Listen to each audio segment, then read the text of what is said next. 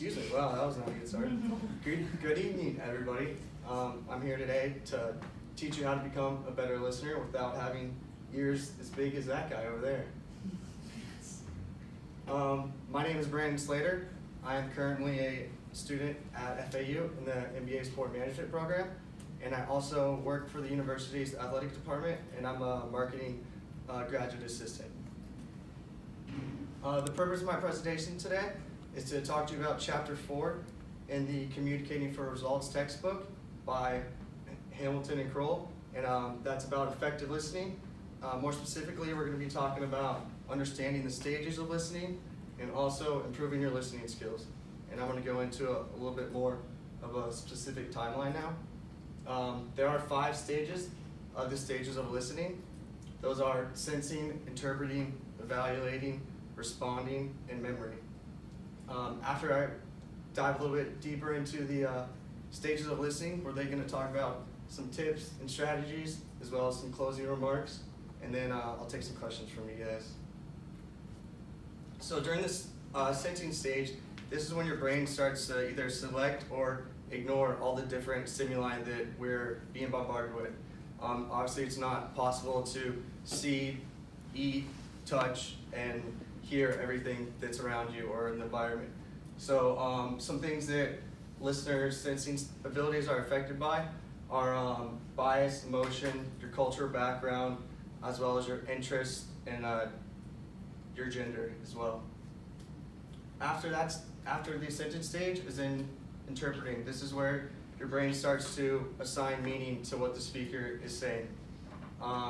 Some problems during this stage are through the attribution theory. That's when you start to process the information and perceive an action, then you judge it, and then you attribute a reason for the action. So this is obviously affected by your past experiences as well. After that, we go to the evaluating stage. This is where you start to add judgment to what the speaker is saying. This is also the credibility of your speaker too is affected by it. Your experiences, your expectations, and as well as your beliefs and emotions are affected during the evaluating stage as well. During the responding stage, this is when you start to respond and give feedback. You can do this by asking questions, which would be verbally or non-verbally. If you're not making eye contact, if you're slouched back in your seat, maybe you're off in a daydream or fidgeting a lot, taking notes. But the text did also note that some of the people that look like they're paying attention the whole time and are making contact with you are the people that are daydreaming. So just because people are looking at you doesn't always mean that they're paying attention. And then after the responding stage is when you hopefully transition everything to the memory stage. If you guys ever walked into a room, looked around, and been like, oh my God, what am I supposed to do here? What am I supposed to get? I'm sure it's happened to you guys a lot. It's happened to me at work. I go in a different room and I'm like, oh darn it, I don't remember what I'm getting. That's why the reason because is your short-term memory can only hold about 5 bits of information before you translate it into long-term memory. So if you're constantly getting information, it is hard to remember all those things. And we're all going to go into some tips to combat that. And also, most presentations that you listen to, you're only going to remember about 10 to 25% of the presentation, according to the Hamilton text. Some tips and strategies are listen to keywords. Obviously, take notes. Taking notes is a big thing. Like I said before, you could only retain about 5 bits of information.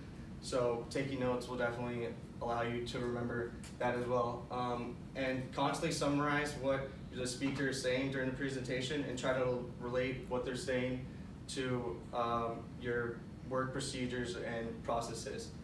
And also listen to like the deeper meaning behind the presentation as well. That kind of goes along with applying it to policies and procedures at work. And then try not to be prejudiced and allow your expectations of a speaker or your past expectations of someone to affect the voice or the language it's trying to get across.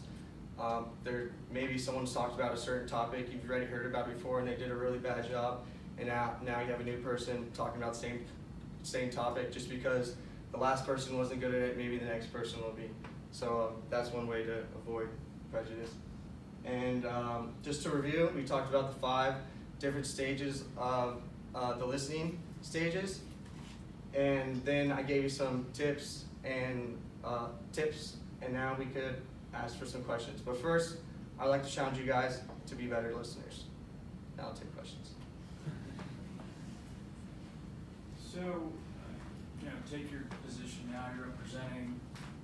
I guess my question would be, what percentage of, how much responsibility is on you to get people to listen versus people in the audience listening? So. Yeah, I think it's a little bit of both. Obviously, if someone's up here and they're a great speaker, it's going to make it a little bit easier. But this chapter was mainly about how you can be a better listener. I think during the sensing stage is one thing that you could focus on, because there's a lot of distractions and everything going around you, and a lot of people have selective hearing. I'm sure your parents have told you that it's like you only listen when you want to, or yeah. So getting over that and trying to just focus in on what's happening would definitely be a way that you could do that. But I think the speaker also has an effect on it as well. So is selective listening a real thing, or is this just a... Yeah, no, it's a real thing.